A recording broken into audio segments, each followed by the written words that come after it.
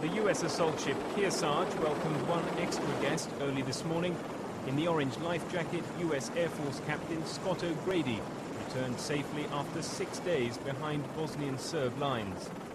29-year-old O'Grady is said to be in good shape but suffering from hypothermia. His only injury, a slight burn mark on the neck after ejecting from his damaged jet. I spoke to him sometime in the morning from aboard the ship, and he sounded really good.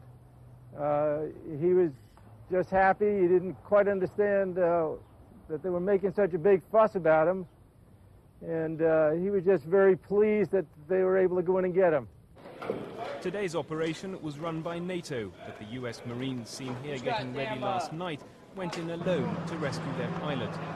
Captain O'Grady's F-16 was downed while monitoring the no-fly zone over Bosnia. But this morning, for the first time officially at least, U.S. troops have been on the ground in Bosnia. Captain O'Grady's F-16 was shot down last week above the northern Bosnian town of Mrkonjić Grad near Banja Luka. A Bosnian Serb surface-to-air missile cut his plane in half. O'Grady managed to eject and found himself stranded in a hilly forest. Over the next 6 days, he took advantage of this, moving at night through dense undergrowth to evade Bosnian Serb forces. As NATO planes started an around-the-clock search, the Bosnian Serbs claimed to have captured the pilot. O'Grady, though, had gone into hiding, surviving by this stage on insects and rainwater. NATO planes picked up faint electronic signals, but US officials were wary. They feared the signals were being sent by the Bosnian Serbs as a way of luring NATO planes into the area. Then, at 1:30 this morning London time, O'Grady broke his 6-day silence.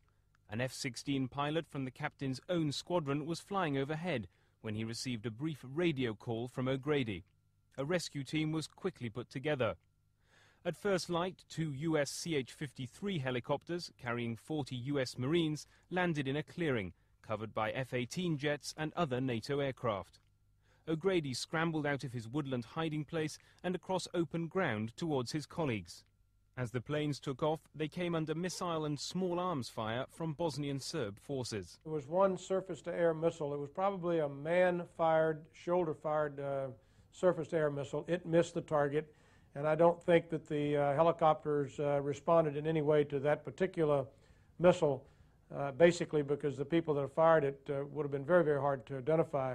There was another occasion, and I think just one, if I understood the initial report correctly, where there was some small arms, and I understand that a Marine door gunner exercised the rules of engagement, the self-defense part. We share the relief of his family, his friends, and his loved ones that he is now safe and sound. I can tell you that he's now on a United States aircraft carrier, and we're looking forward to having him back home on American soil. But little has changed on the ground. For the second day running, Sarajevans report in the crossfire as Bosnian Serb and Bosnian government forces fought for control of a strategic ridge south of the city. The attacks came as the first wave of French reinforcements arrived near Sarajevo. A 60-man platoon, armed with 6 heavy mortars, will be used to help protect France's 3,000-strong presence in the city. Earlier, a bleak but familiar sight in this war, that of a body exchange near the town of Bihać. The body of Bosnia's former foreign minister Ivan Ljubijankić was among those handed over by Bosnian Serb forces in exchange for the bodies of 40 Serbian fighters. The helicopter carrying Ljubijankić and his party was hit by a surface-to-air missile as it left Bihać on May the 28th. Here, 4 Royal Welsh Fusiliers arrived back in Britain after being freed by the Bosnian Serbs. The soldiers went straight to hospital after receiving injuries when their armoured car overturned 12 days ago. One sign of hope, though, for the remaining 155 hostages, the International Red Cross may be able to visit them, perhaps as